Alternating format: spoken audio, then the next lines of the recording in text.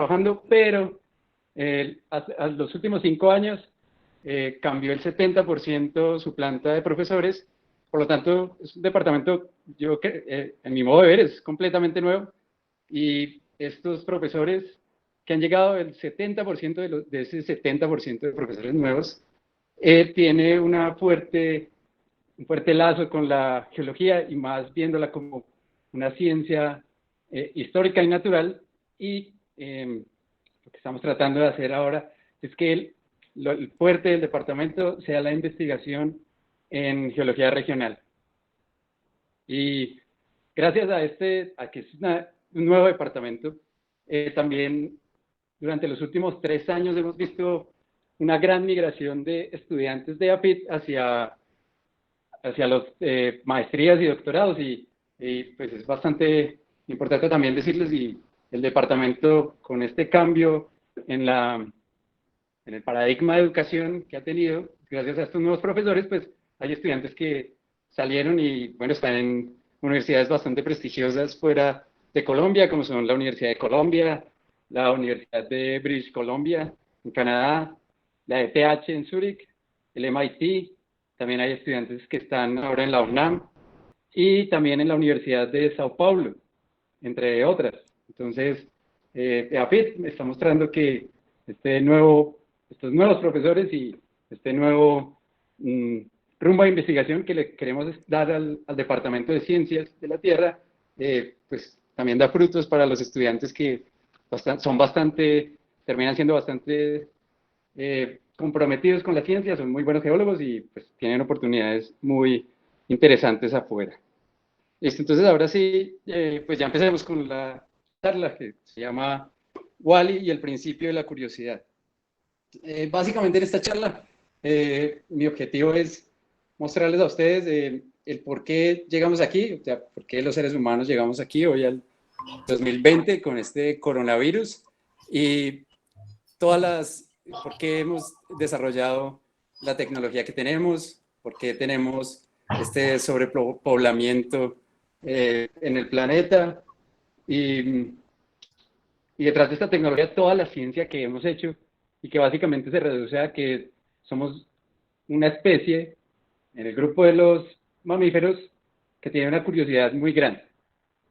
Pues también quiero mostrarles paleontológicamente paleontológica, evolutiva y ecológicamente, por qué puede que haya sido esta especie tan curiosa.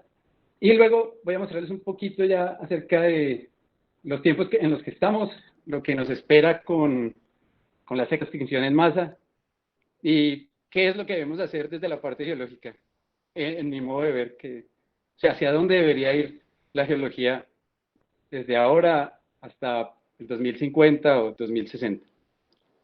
Entonces, en la charla voy a hablar de diferentes ramas de las ciencias naturales, que son biología y geología. Pues yo soy paleontólogo, entonces básicamente yo soy una mezcla entre un biólogo y un geólogo. Y entonces un porcentaje de la charla, que es del 25%, es de etología. Etología es básicamente es la rama de la biología que estudia por qué los animales se comportan de cierta manera. Y bueno, los organismos. El otro porcentaje, que también es un 25%, es de biología evolutiva. Entonces aquí es porque los organismos, o sea, cuáles son cuál es el rol de los factores abióticos y los factores bióticos y también comportamentales detrás de la evolución, del proceso evolutivo. Y aquí pues quiero incluir un poquito de tectónica y paleoclimatología. Después aquí de esto voy a hablar como un 25% de ecología. Aquí está mal, dice 15%, pero realmente es un 25% de ecología. Y finalmente voy a hablar un poquito de paleontología, que es el 15%. Y al final, las conclusiones, que son muy cortas y básicamente todas están centradas desde el punto de vista de la geología. Bueno, entonces empecemos con esto de la teología, y pues una de las preguntas más importantes, ¿no? O sea, uno, ¿por qué estamos aquí?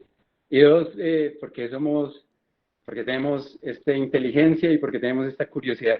Curiosidad yo aquí la definiría como esa inconformidad que tenemos ante la falta de respuestas al entendimiento de un fenómeno natural.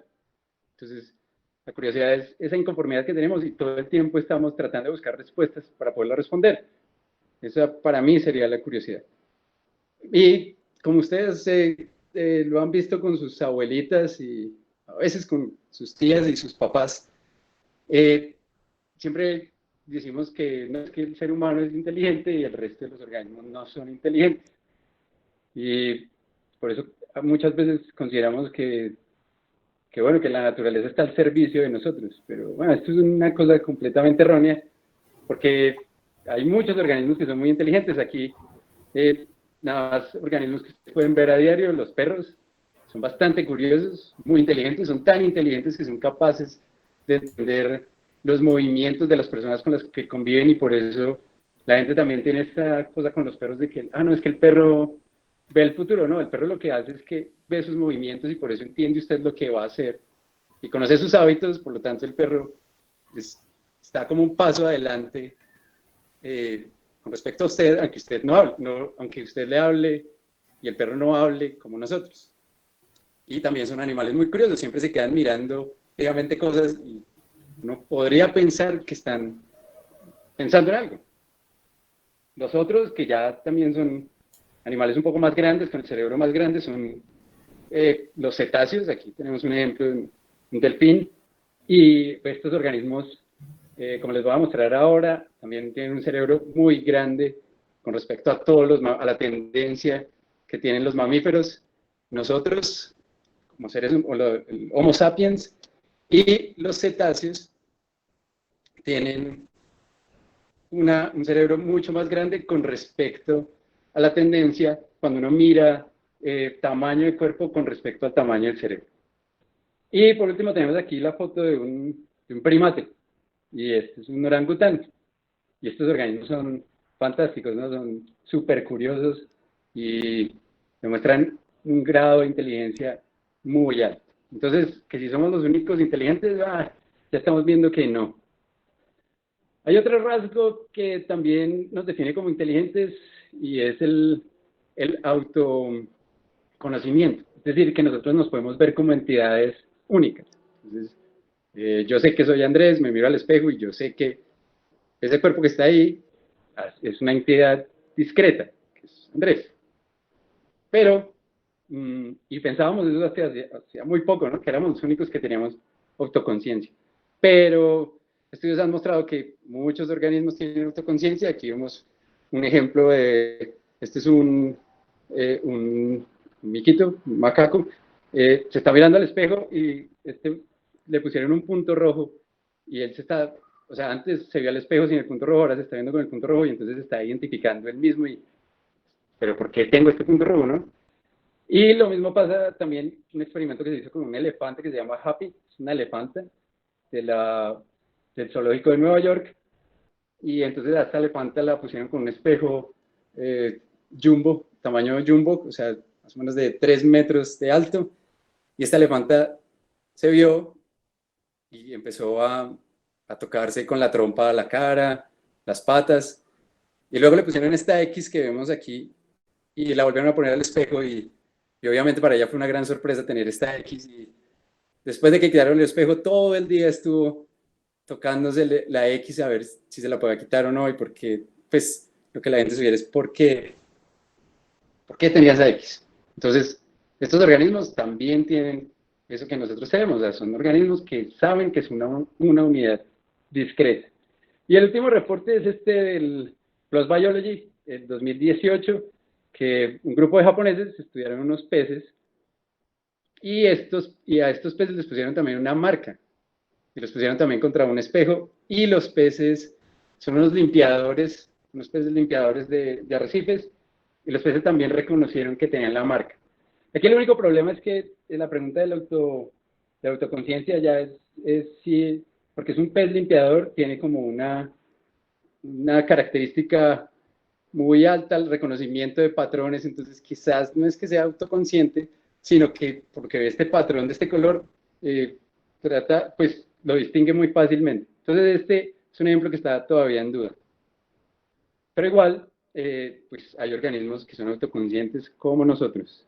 Y este es otro ejemplo bastante interesante porque los que yo les había mostrado anteriormente eran vertebrados y el elefante y el macaco, pues mamíferos, son bastante cercanos a nosotros evolutivamente, pero aquí hay un ejemplo muy, muy interesante que tuviera Amodio y sus colegas en el 2018, que son los cefalópodos. Entonces, los cefalópodos son los pulpos, los nautiloideos, los calamares, bueno, todos estos organismos que están hoy con nosotros, pero estos organismos divergieron evolutivamente de nosotros hace más de 200 millones de años. O sea, básicamente pertenecen al grupo de moluscos, nosotros pertenecemos a los vertebrados, y básicamente este grupo de moluscos empieza, según los relojes biológicos, antes del Cámbrico, o sea, antes de 542 millones de años. Entonces, aquí parece que o sea, que usted no necesita ser vertebrado y ser evolutivamente más complejos, y complejidad es el número de partes, sino necesita también tener un cerebro muy grande. Y es lo que vemos en este cuadro. Entonces aquí, si ustedes se dan cuenta, la tabla muestra morfología, sentidos, cerebro, ecología, cómo es la vida social de los organismos, la flexibilidad en el comportamiento y la historia de vida. Entonces, la hipótesis, si ustedes ven, están los cefalópodos córvidos, que son los cuervos, los cetáceos, como ya hemos hablado antes, y los simios, los apes, nosotros estamos ahí. Entonces, si ustedes se dan cuenta, el mayor, o sea, tienen una característica en común todos, y es que tienen un cerebro muy grande con respecto al cuerpo, que es la que estamos viendo aquí. ¿Sí? Pero las diferentes teorías acerca de por qué los organismos desarrollan cierta inteligencia o no, también no dependen solamente del tamaño del cerebro, sino dependen de otras cosas, que son el comportamiento social. Entonces, muchas hipótesis muestran que nosotros desarrollamos la inteligencia como los cetáceos y como los cuervos porque vivimos en grupos, entonces hay que comunicarse entre grupo. Los cefalópodos son organismos muy solitarios, entonces esa no la cumplen. Y la otra es que tiene que tener una flexibilidad en el comportamiento, y esta flexibilidad en el comportamiento, como vemos acá, también es alta en todos. Y esta depende, o sea, de dónde uno puede encontrar la comida y la presión de la selección de los predadores sobre el organismo. Entonces, pareciera ser que una vez estos cefalópodos pierden el caparazón, porque aquí el único que vemos en la actualidad que tiene un caparazón es el nautiloideo, que es este que está aquí. Voy a ponerle otro. Se puede defender porque tiene, pues es menos, lo pueden cazar menos porque tiene una concha que lo está protegiendo, pero en el caso de los pulpos, pues son bastante, no tienen una concha, entonces alguien los puede matar muy fácil.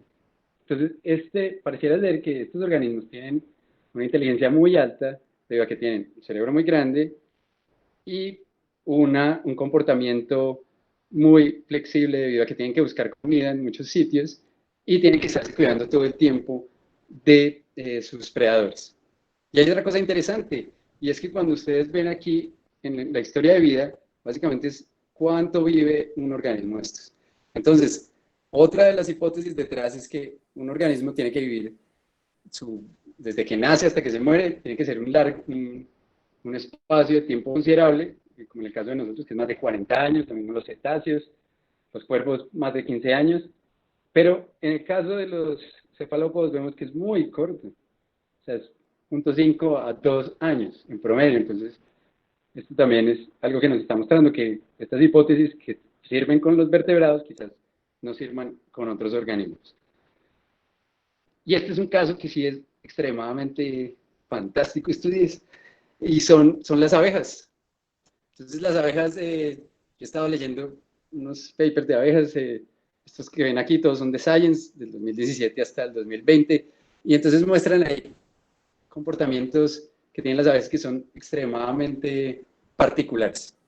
Uno es que pueden aprender, como lo vemos en esta figura que está aquí, pueden aprender viendo otros y, aparte de eso, pueden ver los errores que cometen los otros en su aprendizaje y aprender de esos errores y hacer su aprendizaje mucho más efectivo. Y esto lo descubrieron estos señores aquí en el 2017. Entonces, básicamente lo que vemos es una abejita que tiene que sacar una comida detrás de un vidrio y hay una cuerda y lo que hicieron fue darse cuenta cómo podían sacar la comida y pues unas empezaron a coger este hilo que está acá y lo arrastraban hasta que ya quedaba la comida afuera. Pero cometían errores y había otras que las dejaban viéndolas lo que estaban haciendo sus compañeras y estas aprendieron mucho más, podían resolver este problema mucho más fácil, mucho más rápido. Otra cosa que es bastante interesante en las abejas es que saben qué significa cero, o sea, tienen órdenes de magnitud, pueden contar magnitudes. Entonces saben cuándo es cero y cuándo es vacío y cuándo no es vacío. Y esto es algo que a nosotros nos tomó, nosotros tenemos 200.000 años aproximadamente en el planeta y la invención del cero fue hace como 5.000 años o un poquito menos. O sea, nos tomó una buena parte de nuestra historia como seres humanos hacerlo y las abejas lo hacen fácilmente. Y esto lo hicieron con unas pruebas con polen y indicándoles con tarjetas, una tarjeta vacía que mostraba cero y una tarjeta con números que mostraba cuántos trampitas con polen había. Y ellas, cuando ya la tarjeta no estaba vacía, pues simplemente no iban a buscar el polen porque sabían que ya no había. Y este otro que salió este año, que es el de las abejas, aquí lo que estamos viendo, este fue el experimento que hicieron. Entonces las encerraron en un sitio oscuro y ellas podrían reconocer las formas de los objetos donde había comida. O sea, ellas con el tacto sabían que era redondo. O sea, primero llegaron en el sitio cuando estaba oscuro, entraron ahí y tocaban estos objetos donde estaba la comida o no. ¿Sí? Y preferencialmente los esperas tenían comida y otros elementos como triángulos y cubos no tenían comida. Después utilizaron las mismas abejas, pero ya esta vez no había, había luz, entonces ellas ya podían ver las formas y ellas podían reconocer que en las esferas, o sea, ya previamente sabían que una forma esférica era la que tenía la comida y entonces de una vez iban a las esferas y esto lo que muestra es que tiene esta capacidad de abstracción muy alta, ¿no? Porque reconocer un cuerpo con los sentidos sin poderlo ver y luego entra esta información en el cerebro y luego cuando usted lo ve y ya asocia eso que sintió a una forma y ve la forma, por lo tanto va y busca la forma. Entonces, si se dan cuenta, pues las abejas son unos organismos extremadamente maravillosos, ¿no? En cuanto a comportamiento. Y bueno, y pues nosotros, pero entonces nosotros aquí tenemos la pregunta es esa, listo, o sea, ¿por qué somos inteligentes y por qué tenemos tanta curiosidad? Entonces aquí lo que vemos es un ejemplo, este es de un paper del 2011, en este journal que se llama Cognition, y aquí lo que hicieron estas personas fueron ver qué despertaba curiosidad y qué no despertaba curiosidad. Para esto lo que utilizaron fueron niños de la misma edad y dividieron en unos grupos, son niños que están en Berkeley, son niños que están en la Universidad de Louisville, en el MIT, en Stanford y en Cambridge. Y estos niños, eran el mismo número de niños en cada grupo, un salón, y aquí lo que hacía es que llegaba una persona y les mostraba un juguete. Entonces, pero entonces a un grupo le mostraba el juguete y le explicaba el juguete. Todo el juguete. O sea, les decía, hey, llegué con este juguete y este juguete funciona de tal manera. A otro grupo les explicaba un poco acerca del juguete. A otro grupo les explicaba un poquito menos. Y en el último grupo simplemente entraba el investigador y les daba el juguete y les decía que era muy cool. Es que era un juguete muy bacano para usar. Y se iba. Y entonces los dejaron encerrados ahí con el juguete y se dieron cuenta que los niños despertaban mucha más curiosidad por el juguete y aprendían a usarlo cuando no había instrucciones detrás de cómo usarlo. Y esto también rompe ese paradigma que tenemos con la educación, y es que tenemos que darle al estudiante, o sea, explicar, o sea, mostrarle un fenómeno natural y explicarle todo el proceso para que digan, uy, sí, esto es muy bueno estudiar. No, pues pareciera que es lo contrario, simplemente que vean el fenómeno y que ellos mismos vean cómo pueden responder a ese proceso. Y pues esto también es algo que deberíamos tener en cuenta en el colegio y en las universidades, ¿no? Que muchas veces simplemente les damos todas las instrucciones a los estudiantes y los estudiantes pues con razón sienten tanta apatía por el conocimiento. Pero entonces, volvamos ahora sí a la parte de biología evolutiva. Entonces la pregunta es, ¿por qué estamos aquí? ¿Qué nos hace tan inteligentes? ¿Y qué despierta en nosotros este sentido de la curiosidad? De aquí lo que estamos viendo es una tabla de tiempo geológico que va a lo largo de todo el Fanerozoico. Y aquí pues simplemente es para mostrarles que el origen de los animales está en 541 millones de años, las primeras plantas en el Ordovícico, más o menos plantas terrestres en el Ordovícico, más o menos 470 millones de años. Aquí el Carbonífero, ¿sí? Que es cuando se forman todos estos depósitos de carbón, gracias a que hay, los árboles empiezan a formar estas grandes bosques y que hay mucho oxígeno en la atmósfera. Hoy estamos más o menos con el 20% y se ha calculado que el carbonífero alcanzaba como entre 30 y 40% de oxígeno. Y aquí vemos una extensión en masa, que es la del finales del Pérmico. Aquí la formación del petróleo, donde hay la mayor formación de petróleo, que es mares epicontinentales anóxicos. Aquí vemos otra vez la extensión en masa del Cretácico Paleógeno, al final de los dinosaurios no voladores. Y aquí vemos algo bastante interesante, que es el PETM, que es el máximo termal del Paleoceno-Eoceno. Y aquí aparecen tres grupos de organismos que son extremadamente importantes en nuestra historia, que son los primates, los ungulados, y como ya lo he mostrado Fabián y Herrera, con paleobotánica, aparece también el bosque húmedo neotropical. El primer registro del bosque húmedo neotropical aparece ahí, cerca a ese 56, 57 millones de años. ¿Y por qué son importantes estos primates? Bueno, pues porque nosotros pertenecemos a ese grupo, entonces si ellos no hubieran aparecido, pues nosotros no estaremos acá. Los ungulados son estos organismos que vemos aquí, algunos. Estos organismos se caracterizan por tener pezuñas, y aquí está este grupo que son artiodáctilos y el otro que son peridodáctilos. Los artiodáctilos tienen pezuñas con los dedos en las pezuñas son pares y los peridodáctilos son impares. Y hay un dato interesante aquí, y es que de este grupo de artiodáctilos, aunque no está aquí dibujado, está el grupo de los cetáceos. Los cetáceos son artiodáctilos y los consideramos artiodáctilos porque tienen su ancestro común, es un artiodáctilo, pero pues que no está presente hoy, ¿no? Estos son los organismos que están hoy presentes.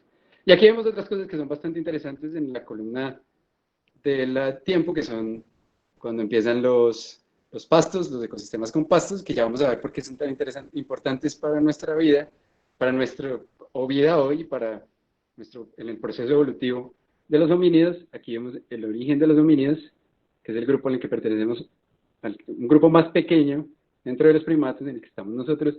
Y aquí vemos otra cosa que es bastante interesante, que son enfriamientos globales y pues los intervalos interglaciales y los intervalos en que es muy frío. Y ya vamos a ver por qué es tan importante nuestra historia evolutiva. Ahora miremos dónde empezamos nosotros, dónde está ese grupo de los homínidos. Este empieza aquí, en el este de África. Aquí este es el este de África hoy, incluyendo este pedazo. Esta línea verde que voy a trazar, que ya están puntos, es el Ecuador, 0 grados, Y aquí son 23 de latitud norte, 23 de latitud sur. Es decir, que eso está enmarcado, el trópico está enmarcado ahí. Y este punto amarillo que se ve en la gráfica queda en el chat y es bastante interesante por algo que les voy a mostrar ahora. Entonces, ¿dónde están los dominios hoy? Bueno, están en estas partes que están en rojo.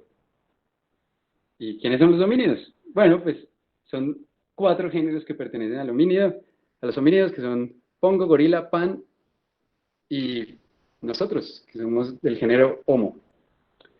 Estos organismos tienen un ancestro común, que son estos que están aquí, que pertenecen al grupo Ilobatidae, y supuestamente los homínidos divergen más o menos, divergen de ellos más o menos en el Mioceno. Aquí vemos estos, del pongo, tenemos este ejemplar, el de orangután, que está vivo hoy. El gorila también es un organismo que está con nosotros hoy, y los chimpancés que están con nosotros hoy. Pero eso no quiere decir que solamente los chimpancés, los gorilas y los orangutanes pertenezcan a estos grupos. Estos grupos tienen muchos más organismos y han tenido muchos más organismos porque, como si ustedes se dan cuenta, el género Hongo aparece más o menos a 12 millones de años, el género gorila a 8 y el género Pan a 5 millones de años. Y los mapas que vemos ahí son los de las distribuciones actuales de estos organismos hoy. Y si ustedes se dan cuenta, pues también están aquí en África, en la parte tropical, donde están las selvas de África. Y aquí, en el caso de Pongo, hoy están aquí en estas islas, que también hay, pues, que está el bosque húmedo tropical hoy. Estos organismos son arborícolas, es decir, que necesitan el bosque para vivir porque viven entre los árboles. Y aquí está el género Homo, al cual nosotros pertenecemos. Y este género Homo ya también más o menos empieza 7 millones de años, lo vemos aquí, y actualmente solamente hay una especie que somos nosotros, el Homo sapiens. ¿Listo? Y si ustedes se dan cuenta, también tiene muchos organismos, muchas especies están dentro de ellos. El primero, que es este que estamos viendo aquí, se llama Sahelanthropus chadensis. ¿Y por qué era interesante ese punto amarillo que les mostré ahora en el chat? Bueno, pues porque hace 7 millones de años, en el chat, en rocas de hace 7 millones de años, se encuentra el fósil de este Sahelanthropus chadensis. Y este Sahelanthropus chadensis es el primer registro de un homínido que camina en 2 patas.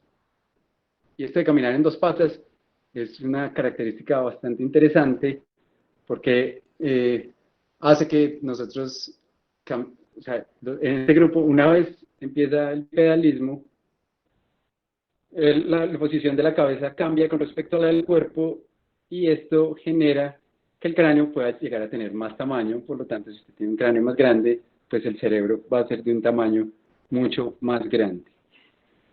Aquí tendríamos el Australopithecus afarensis, que es el Lucy. Aquí estaría otro que es bastante interesante, sería el Homo erectus. Y aquí estaría el Neanderthalensis, que es este que está aquí, que convivió con nosotros, al igual que el Heidelbergensis. Y bueno, todavía la causa acerca de por qué se extinguieron estos no está muy clara, pero parece ser que fue por cambios climáticos muy rápidos, ya que están en un intervalo interglacial, y aparte de eso, porque tenían un competidor muy diestro que era el Homo sapiens. Ahora, ¿pero por qué están estos dominios ahí? Bueno, ahora sí miremos un poquito de tectónica. Aquí lo que estamos viendo es el Rift de África, en esta figura, acá lo estamos viendo. ¿Sí? Una vista en planta del sitio, y aquí vemos que está helados. Entonces, hoy. Y esta pluma del manto que estamos viendo acá, hace más o menos 30 millones de años, está trabajando en este Rift. Pero más o menos como hace 7 millones de años, el Rift tuvo una configuración topográfica drástica que es la que vemos en la figura de abajo, que allá vemos es un perfil. Y lo que estamos viendo es que hay un valle, y este valle está rodeado por unas colinas que a veces son muy altas, que alcanzan hasta 3.500 metros sobre el nivel del mar, y son bastante heterogéneas. Pues, las fallas normales ahí están mostrando esa heterogeneidad en el relieve. Y eso ocurrió hace más o menos 7 millones de años. Entonces, ¿eso qué fue lo que hizo? Bueno, esta zona, de nuevo, aquí está el trópico, vendríamos unos de aquí y aquí. Esta zona tropical, debido a que hace 7 millones de años tuvo una configuración, un cambio en su configuración de relieve, debido a la tectónica de placas, pues generó una sombra de lluvia. Entonces, básicamente, toda la humedad que viene del Índico y hacía que hubiera mucha agua acá, por lo tanto, esto era bosque húmedo tropical. Toda esa humedad, debido a estos cambios en el relieve, pues ya no llegó a esos sitios y lo que se generó fue aridez en estas áreas. Entonces, básicamente, si ustedes lo quieren ver, es como, aquí lo que estamos viendo es un cartoon, esto es de Tarzán, de Disney. Entonces, Tarzán estaba, pues obviamente, vivía con los gorilas, estaba en la selva, en el bosque húmedo tropical de África. Entonces, es como si ustedes, antes de 7 millones de años, tienen el bosque húmedo tropical, entonces está lleno de lianas, árboles muy grandes, y de un momento a otro, sin eso, pues cambia más o menos el paisaje como al del Rey León, que es completamente árido y depende mucho del periodo de lluvias para que estos organismos puedan vivir. Y eso fue lo que pasó con este cambio en la configuración del relieve de África, de esta parte del este de África. ¿Y esto por qué es interesante? Bueno, pues porque esto hizo, perdón, que organismos como los homínidos, si ya tenían esta característica de bipedalismo, pues pudieran ir a explorar en nuevos sitios, en un paisaje árido, y desprenderse totalmente eh, de su linaje, de su, de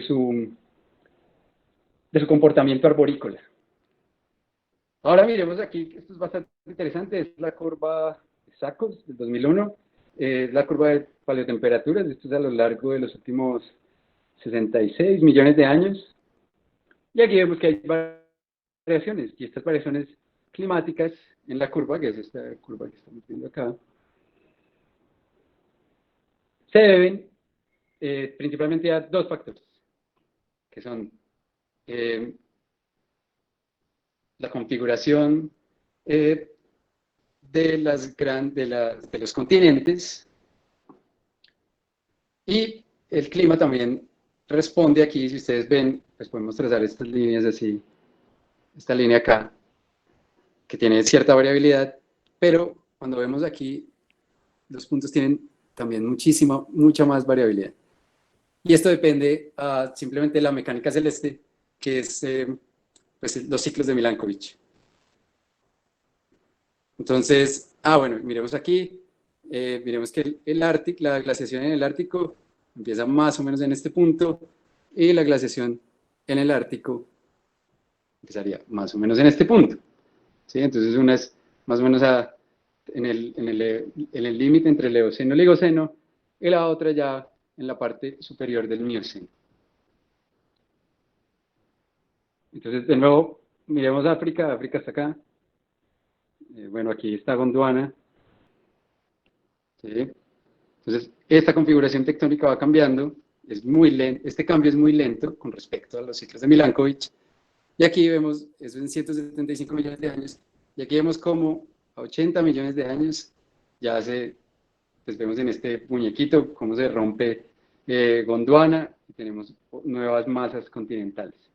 Pero si ustedes se dan cuenta, pues también pasa algo bastante interesante, y es que este rompimiento de Gondwana es muy tectónicamente activo para el fondo oceánico. Se están generando una gran cantidad de basaltos, y aquí empieza a ocurrir un fenómeno que es bastante interesante, entre 175 millones de años y 80 millones de años, y es que hay un calentamiento global, y esto es producido, uno, por todo el CO2 que está saliendo de estos volcanes, y dos, pues la configuración de los continentes hace que el intercambio, como hay muchos CO2 en la atmósfera, y la configuración de los continentes también es como la vemos aquí, hace que los mares sean muy anóxicos. Entonces, si la circulación en el mar, los patrones de circulación en el mar son muy lentos y hay mucho CO2, entonces pues, lo que vamos a tener es un intervalo de calentamiento global. Y aparte de eso, si ustedes se dan cuenta, pues la configuración pues no es parecida, la configuración tectónica no es parecida a la del Mioceno, que era cuando estábamos hablando acerca de cuando empieza el grupo de los homínidos. Pero ahora vemos aquí que ya estamos en 45 y en 15 millones de años, y aquí vemos cómo la India, en esta figura, como la India va cada vez más cerca hacia Asia, aquí a 15 millones de años ya choca aquí se generan los Himalayas. Esto genera una cadena montañosa, y esta cadena montañosa lo que está haciendo es llenando de nutrientes el océano, y aquí hay unos organismos que son fitoplancton, y estos organismos están tomando todos esos nutrientes, incluyendo el CO2, porque biomineralizan carbonato de calcio, y entonces empiezan a atrapar carbonato de calcio, lo que hace que los niveles de CO2 en la atmósfera empiecen a bajar. Y aquí en 15 millones de años, este muñequito no tenía lo que descubrieron Camilo y Agustín. Entonces aquí, hace 15, según esto, pues ya tendríamos más o menos el istmo cerrado. Y entonces, pues, los patrones de circulación, pues ya empiezan a ser un poco distintos. Y como empiezan a ser un poco distintos, aquí en esta cuenca, si ustedes se dan cuenta, es mucho más pequeña del Pacífico, y por lo tanto hay unos cambios en salinidad con respecto al Atlántico y el Pacífico, y estos cambios en salinidad también generan cambios climáticos debido a la generación de la termoyalina. Entonces, ya vemos que la parte tectónica, la generación del RIF y toda la historia geológica de por qué se llega al RIF y por qué se llega a esta configuración del Mioceno para África, tiene que ver mucho en la historia evolutiva de los homínidos, pero ahora miremos cómo también tiene que ver estos cambios que son a mucho más corto plazo, que son la excentricidad, la oblicuidad y la precesión, que son los elementos que componen los ciclos de Milankovitch. Entonces aquí lo que estamos viendo es la excentricidad. Recordemos que básicamente es que la órbita del planeta con respecto al Sol pues cambia de ser un poco circular a ser cada vez más elíptica. Miremos aquí este otro que es bastante interesante, que es la precesión, y aquí lo que vemos es cómo este es el eje del planeta, y este eje gira, hay una giración en este, y hace que algunas veces el hemisferio norte reciba más radiación solar durante el verano, y hace que algunas veces el hemisferio norte, como lo vemos en esta parte, reciba menos radiación solar en el verano, dependiendo del ciclo, en la precesión en que estén. Y si ustedes se dan cuenta, pues son en miles de años, ¿no? Entonces son 400.000, 100.000 años, 23.000, 41.000 años. Y esto porque es interesante aquí, en este valle. Lo siento, tengo que volver a compartir la pantalla.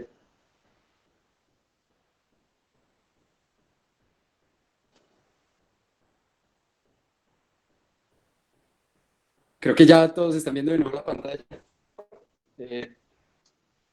¿Sí? ¿Todos la ven? Listo, entonces este valle sufre también de estos ciclos de Milankovitch. ¿Y esto qué es lo que pasa? Pues que muchas veces, cuando hay más radiación solar en el hemisferio norte, o sea, si ustedes combinan la excentricidad con la precesión, entonces eso hace que veranos muy cálidos en el hemisferio norte produzcan temporadas de lluvias en África, en el este de África, y veranos fríos, pues van a producir pocas lluvias en el este de África. Entonces, ¿qué pasa acá? Si ustedes se dan cuenta en estos lagos que están aquí hoy, pues era una configuración bastante similar en el Mioceno, entonces estos lagos se llenaban o no se llenaban de agua. ¿Y esto qué hace? Pues esto hace que los organismos, y en un intervalo de tiempo muy corto, entonces esto genera una presión ambiental a los organismos, y los organismos pues tienen que, si recuerdan la tabla que vimos de los cefalópodos, pues tienen que aumentar su flexibilidad en el comportamiento. Es decir, no pueden estar todo el tiempo comiendo lo mismo, tienen que buscar más, qué comer más, qué es bueno comer, qué no es bueno comer, y también tienen que aprender a conocer su hábitat. Entonces tienen que ver en dónde puedo conseguir ciertas cosas, en qué intervalos de tiempo están disponibles y en dónde puedo conseguir otro tipo de comida y que esté también disponible en otro intervalo de tiempo. Y aparte de eso, pues los predadores que están ejerciendo esta selección biológica sobre sus presas, pues también están actuando muy drásticamente sobre ellos. Entonces, como conclusión, pues podemos ver que la tectónica y el clima están ejerciendo una selección muy fuerte sobre este grupo de los homínidos ahí en el este de África. Y es básicamente por los ciclos de Milankovitch y por la configuración de la topográfica. Y ahora miremos este otro, que es un ejemplo de Serling et al. Esto es del 2011, y aquí lo que estamos viendo es, aquí están los homínidos. Aquí vemos algo bastante interesante, y es, uno, si ustedes ven, a lo largo del tiempo aumenta el tamaño del cerebro, del cráneo, perdón, por lo tanto el cerebro es más grande. Y dos, ellos con isótopos, aquí están dos localidades que son el Valle de Awash y la cuenca de Moturkana, que están ahí en el este de África, están en Etiopía. Y entonces, si ustedes se dan cuenta, con isótopos ellos pueden saber también qué tipo de vegetación hay. Entonces, aquí sería bosque, y aquí tendríamos una sabana con pastos. Lo mismo aquí y aquí. Y entonces también hay algo que es una presión biológica que también está ejerciendo sobre ellos, y es el tipo de alimentación que van teniendo a lo largo del tiempo con respecto a estos cambios climáticos fuertes. Entonces, a veces bosque, a veces eh, un, una sabana con pastos. Entonces hace que estos organismos empiecen a ver qué es lo que tienen que comer y qué es lo que no pueden comer a lo largo del tiempo. Entonces ya vemos que no solamente son presiones de elementos abióticos, sino también hay unas presiones de elementos bióticos muy fuertes en la evolución de estos organismos, y por lo tanto en la encefalización. La encefalización es el aumento en el tamaño del cráneo. Y es que acá lo podemos ver un poquito más claro. Entonces aquí vemos, de nuevo, yo lo que hice fue que tomé este gráfico de Good y Lonergan, y aquí lo que hice fue poner en centímetros cúbicos el tamaño del cráneo para unos organismos. Entonces aquí vemos el chadensis, el Sahelanthropus chadensis, que es de 7 millones de años, más o menos tiene 350 centímetros cúbicos en el cráneo. Y el Australopithecus afarensis, que es el Lucy, tiene más o menos 450 centímetros cúbicos. Y después, si saltamos aquí al Homo habilis, vemos que tiene 600 centímetros cúbicos. Entonces vamos viendo que va aumentando el tamaño. Pero hay algo muy interesante aquí, y es que vemos que el Homo erectus, que aparece más o menos en este intervalo de tiempo, hace 1.9 millones de años, 1.7 millones de años, salta de 600 a 900 centímetros cúbicos. O sea, estamos viendo que sí hay un aumento en el tamaño del cráneo, pero este aumento en el tamaño del cráneo no es continuo. Y cuando ustedes ven este intervalo de tiempo, si lo vemos paleoclimáticamente, es un intervalo de tiempo bastante variable. Y es bastante variable porque ahí hay un enfriamiento global, y también está este ciclo de Milankovitch está acentuado, y está,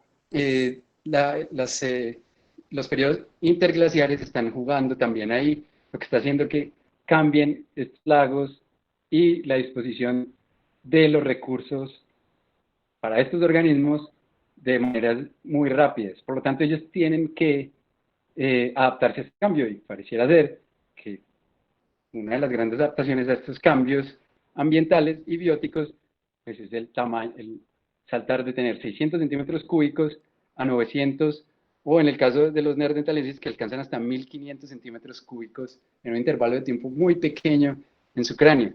Algo también bastante interesante aquí es ver que estos neandertalenses, si la inteligencia es proporcional al tamaño del cráneo, pues aquí vemos que son 1500 centímetros cúbicos y nosotros apenas tenemos 1300. Y estos 1300 centímetros cúbicos, a lo largo de la historia, pues, a lo largo de que la gente ha podido medir cráneos de Homo sapiens, se ha dado cuenta que también han ido reduciendo con el tiempo. Eso es algo que no sabemos por qué sucede, pero quizás es porque cada vez nuestro ambiente es mucho más homogéneo, ¿no? Simplemente es ir al supermercado y con una lista y ver qué hay que comer y ya. No hay que pensar de dónde voy a sacar las cosas, sino todo es como mucho más fácil. Quizás esto se esté ahí influenciando que cada vez tengamos el cerebro, el tamaño del cráneo más pequeño. Algo aquí también que quisiera que ustedes vieran es el foramen magnum. Este huequito que está aquí, y aquí, es donde entra la espina dorsal al cráneo. Y aquí, ustedes vemos, pues vemos aquí la parte del cráneo humano, está en el centro. Y esto es lo que pasa con el Sahelanthropus chadensis, aquí. Por eso sabemos que este organismo caminaba en dos patas, porque el foramen magnum, en el fósil que se encontró, está en el centro del cráneo. Entonces, si se dan cuenta, el chimpancé es un organismo que algunas veces puede ser bipedal, pero su comportamiento es arborícola, por lo tanto, está casi todo el tiempo en cuatro patas, y ustedes ven que la posición del foramen magnum es mucho más hacia atrás en el cráneo. Entonces, ahora que estamos hablando del tamaño del cráneo, miremos esto lo hizo Jerison en 1969. Básicamente lo que él quería preguntarse con este paper era si los dinosaurios tenían un tamaño de cráneo muy pequeño con respecto a sus cuerpos, y lo que hizo fue coger dos variables, que son el peso en kilogramos de un organismo contra el peso en gramos del cerebro del organismo. Y aquí pues vemos estas líneas. Usted podría trazar estas líneas. Y esto que vemos aquí son los mamíferos en puntos negros, y en puntos negros con una rayita hacia arriba son los primates. Y básicamente lo que muestra esta línea es que hay una tendencia que entre el cuerpo, o sea, si usted tiene un tamaño de cuerpo, si es mamífero y tiene un tamaño de cuerpo grande, pues su cerebro va a ser grande. No hay otra opción. ¿Sí? Esto sería aquí es un elefante. Pero entonces, si vemos aquí donde dice M, que es este muñequito aquí, estos datos aquí son del Homo sapiens. Es decir, que el Homo sapiens es un dato anómalo dentro de esa línea de regresión. Entonces, y es anómalo porque el tamaño del cerebro de nosotros debería ser un poquito más pequeño, debería estar más o menos en este punto, ¿sí? Pero está en este otro punto, que es algo anómalo. Y otro organismo que comparte esa anomalidad en los mamíferos son las ballenas y los delfines. Y si cogemos este pedacito, lo podemos llevar acá. Entonces aquí vemos de nuevo, esta es la línea, y vemos cómo está, el hombre está muy por encima, es un punto anómalo con respecto a esa línea. Entonces, otra pregunta es, listo, o sea, ya sabemos que estos factores bióticos de presión y factores abióticos de presión sobre el grupo de los homínidos y sobre nosotros, pues quizás están generando ese tamaño muy grande del cerebro. Pero hay otra cosa que es bastante interesante aquí, y es la neotenia. Hay algo que se llama heterocronía, y la heterocronía es básicamente los cambios a lo largo de la ontogenia, los cambios morfológicos a lo largo de la ontogenia de un organismo. Aquí vemos este paper que es de Gould, de 1980, y aquí vemos la ontogenia de Mickey Mouse. Entonces Mickey Mouse aparece en 1928, aquí vemos cómo era estaba dibujado Mickey Mouse en 1928, básicamente tenía las características propias de una rata en su etapa adulta. Y vemos viendo cómo los dibujantes de ellos, de Disney, a lo largo del tiempo se dieron cuenta que si le daban caracteres a Mickey Mouse viejo, de una rata joven, era mucho más apreciado por los niños. Se ve más tierno, tiene la cabeza más grande, los ojos más grandes, tiene la trompa mucho más recortada, entonces es mucho más tierno y ustedes lo ven más afable, por lo tanto, eso hace que la gente consuma más el Mickey Mouse actual, que es este, a este Mickey Mouse de 1928 que parecía una rata vieja.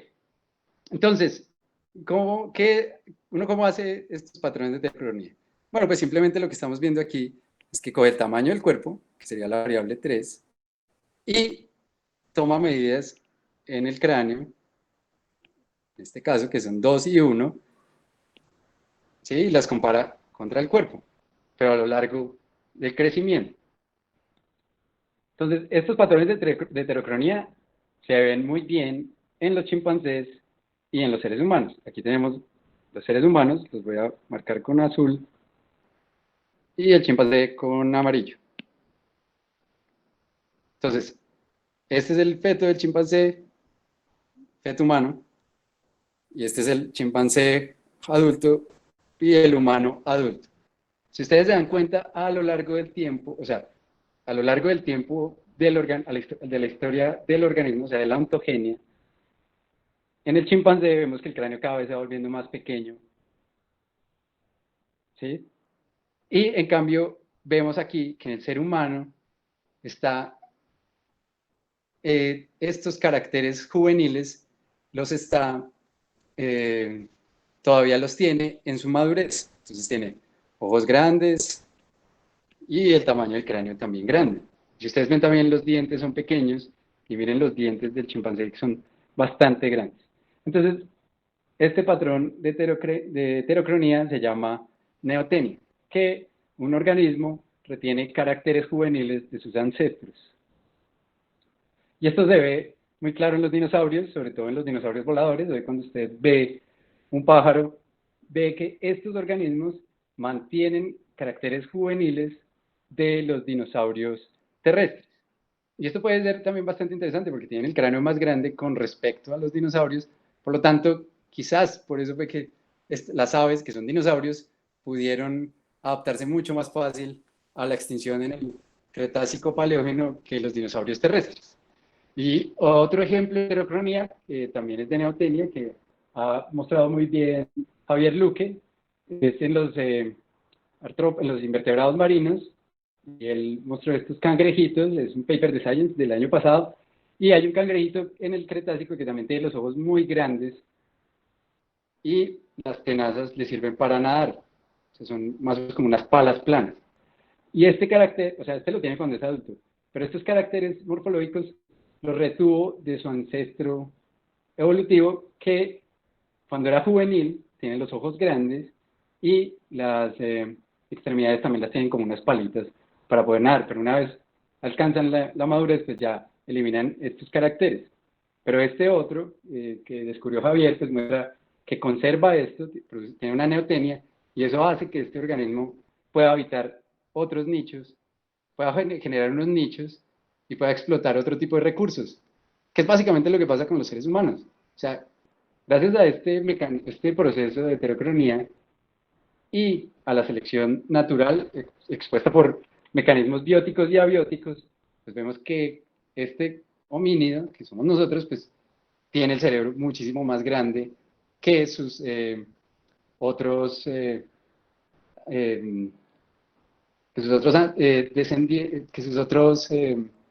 que sus otras contrapartes en el grupo de los homínidos. Entonces, básicamente vemos ya tres cosas ahí. Una, la tectónica, el clima y también procesos biológicos evolutivos, como son la heterocronía, hicieron que nosotros tuviéramos el cerebro así de grande y por lo tanto, pues tuviéramos esto de autoconciencia y pudiéramos tener una gran curiosidad.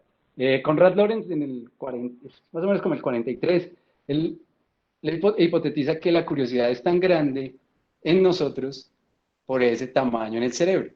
Y también, si usted se da cuenta, un niño tiene el cerebro mucho más grande, el cráneo mucho más grande con respecto al cuerpo que un adulto. Y el adulto casi no es tan curioso como el niño. Entonces, quizás Cornat Lorenz pues fue un tipo muy brillante y pues, alcanzó a entender muy bien por qué éramos así inteligentes y curiosos. Ahora volvamos otra vez a la geología. Este es un mapa del último glaciar máximo. Esto se pueden hacer en R fácilmente. Este tomado de Asís et al, pues él da los datos y uno puede hacer el mapa en R. Y aquí vemos que el nivel del mar está muchísimo más bajo y frío.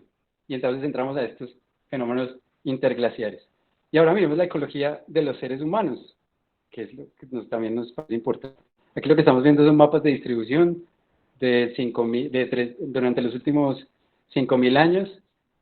Y vemos como cada vez nosotros pasamos de África, llegamos a Europa, Asia, aquí también en América, ¿sí? Gracias a la configuración del último glaciar máximo. Eso permitió que la migración pudiera ser mucho más activa entre Asia y América.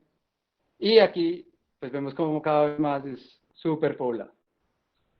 Y eso es una gran preocupación. Pero ahora miremos este otro que también es bastante interesante, y esto es tomado de Darnell. Es un libro muy interesante y aquí muestra cómo la tectónica también es importante para las grandes civilizaciones en nuestra especie. Entonces aquí vemos que estas grandes civilizaciones, todas están cerca de límites tectónicamente activos. Y esto es básicamente pues, una respuesta a donde poder sembrar cosas, y pues porque ahí es donde encuentran materiales suelos más fértiles y por lo tanto se pueden sembrar cosas de ahí. Y pues si ustedes se dan cuenta, cuando les dije que la evolución de las plantas era importante ahí, es porque, bueno, pues aquí vemos estas plantas son las que permitieron que nosotros nos pasáramos de ser nómadas a tener cultivos. Y los cultivos permitieron pues, la civilización y avances científicos y por lo tanto avances tecnológicos. Y esto ha hecho lo siguiente, que nuestra población sea de más de 7 millones de personas hoy. Este es un mapa de la población del mundo hoy. Cada cuadrito es 5.000 personas. Vemos este mapa, pues lo que estamos mostrando son las escalas. Vemos que hay sitios que están súper poblados con respecto a otros. Colombia aquí tiene 50 millones de habitantes, pero si ustedes miran la China o la India, con respecto a otros países, son extremadamente poblados. Y aquí pues lo podemos ver también, estos son densidades de población, entonces aquí es cuántas personas hay por kilómetro cuadrado de área. Colombia más o menos tiene 44, aunque no está tan mal. Aquí vemos Bangladesh, súper poblado, son más de 1.000 personas por kilómetro cuadrado. Y aquí vemos esto otro, que es este crecimiento de la población. Aquí vemos cómo la población aumenta en billones a lo largo del tiempo. Entonces nos tomó aproximadamente 200.000 años hasta 1803 para llegar a ser 1 billón, pero si ustedes ven, nos tomó apenas 12 años pasar de 7 billones a pasar de 6 billones a 7 billones. Y aquí pues vemos estas proyecciones que son de la ONU, y pues vemos que va a seguir aumentando, y más o menos entre 2056 y 2088 pues vamos a ser 11.000 millones de personas. Y esto es bastante grave. Aquí vemos cómo es la curva de crecimiento, o sea, la proporción de crecimiento anual. Si ustedes ven, estos son los datos que se utilizaron para el gráfico que les dije anteriormente. O sea, vemos que hay picos en este crecimiento anual, pero también vemos que no para. O sea, básicamente en el 2100 vamos a tener un crecimiento anual más o menos cercano al 20%, que es muy alto. Y entonces, pues podemos hacer esta otra curva. Hoy es bastante, hoy ya todo el mundo tiene conocimiento de estas curvas porque son curvas de crecimiento de población, y estas son las curvas las que usan con el coronavirus. Entonces, cuando dicen, vamos a aplanar la curva o la curva está muy arriba, pues son este tipo de curvas las que vemos acá. Entonces aquí lo que vemos es población por tiempo y vemos aquí este salto que hay en la población de nosotros, de los seres humanos. Y esto es bastante triste porque aquí vemos también, esta es la curva de isotópica que nos muestra concentraciones de CO2 durante los últimos 800.000 años. Vemos que estamos en un periodo interglacial, entonces a veces hay calentamiento dentro del periodo y enfriamiento. Y vemos este pedacito de acá. Y si usted tiene presente la figura anterior, pues se da cuenta que este pedacito de aquí es bastante similar al crecimiento de la población humana. Eso quiere decir que hay una correlación entre número de personas contra CO2 en la atmósfera del planeta. Y aquí, pues miremos todas estas curvas de crecimiento. Aquí vemos que hay dos tipos, una que es de crecimiento exponencial, una que es de crecimiento logístico. Y esta de crecimiento logístico es principalmente en animales vertebrados, mamíferos, que son grandes hoy. ¿Por qué? Porque estos organismos tienen que tener, los recursos son finitos en la Tierra, por lo tanto no pueden pasar esa línea, esa carga de recursos que está en la Tierra. Y aquí vemos esto otro que son crecimiento exponencial, como el coronavirus, o como nosotros, y es el coronavirus no le importa la carga del sistema, o sea, no le importa cuántos recursos hay, lo que le importa es invadir, lo mismo las cucarachas y otro tipo de plagas. Pero una vez pasa esta curva, pues esta población decae de inmediato. Y eso es algo a lo que estamos muy cercanos viendo este tipo de gráficas. Entonces aquí vemos nuestro crecimiento y aquí vemos cómo es con respecto al CO2. Entonces, hoy estamos hablando todo el tiempo del coronavirus, que es terrible, una pandemia, pero hay algo extremadamente mucho más dañino para nosotros y para todo el planeta, que es el calentamiento global. ¿Y por qué es el calentamiento global algo tan importante y que estamos no teniéndolo en cuenta? Bueno, uno, pues porque, como hace la paleontología, podemos darnos cuenta que estamos muy cercanos a una sexta extinción en masa, que es muy difícil aplanar esa curva, mucho más difícil, creo yo, que la del coronavirus. Y, ¿cómo sabemos eso? Bueno, pues porque hemos estudiado el registro fósil. Y el registro fósil nos muestra que para que haya una extinción en masa, tiene que ocurrir en intervalos entre 3 y 1 millón de años, son intervalos de tiempo muy cortos. Más del 75% de las especies se extinguen, ¿sí? Y aquí, si vemos lo que hizo Barnowski y sus colegas, fueron con base en datos de especies de hoy y sus tasas de extinción. Usted va a es un listado que se llama la lista roja de especies. Usted puede descargar los datos y puede saber porcentajes de extinción y vemos que estamos muy cerca a ese 75%. Esto lo hizo en el 2011, pero en el 2018 Ceballos y otros colaboradores volvieron a hacer el mismo ejercicio y se dieron cuenta que estamos mucho más cerca de llegar a ese nivel de extinción en masa. Aquí vemos cómo estos vertebrados, mamíferos, están en unos niveles extremadamente altos de extinción con respecto a la extinción de fondo, que es una extinción natural. Ese nivel de extinción también se puede calcular con base en el registro fósil, y este nivel muestra es, en tiempos normales, los organismos se van a extinguir, pero se extinguen a unas tasas que los niveles de generación de nuevas especies alcanzan, o sea, se generan muchas nuevas especies y se pierden especies, pues los niveles de diversidad se pueden mantener y los ecosistemas se pueden mantener. Pero si estos niveles de extinción que estamos viendo aquí sobrepasan ese nivel de extinción de fondo, pues empezamos a acercarnos a una extinción en masa. Y lo más triste, o bueno, lo más importante ahí, es que los ecosistemas, como nos ha enseñado el registro fósil, tienen un umbral de resistencia. Y este umbral de resistencia, una vez se pasa, ya el ecosistema llega a la extinción en masa y ahí no hay manera de que vuelva a los niveles anteriores, sino son millones de años. O sea, más o menos después de una extinción en masa, el tiempo de recuperación son 3 millones de años. Y 3 millones de años es mucho tiempo. Entonces, si ustedes se dan cuenta de esta extinción que nosotros estamos ejerciendo hoy,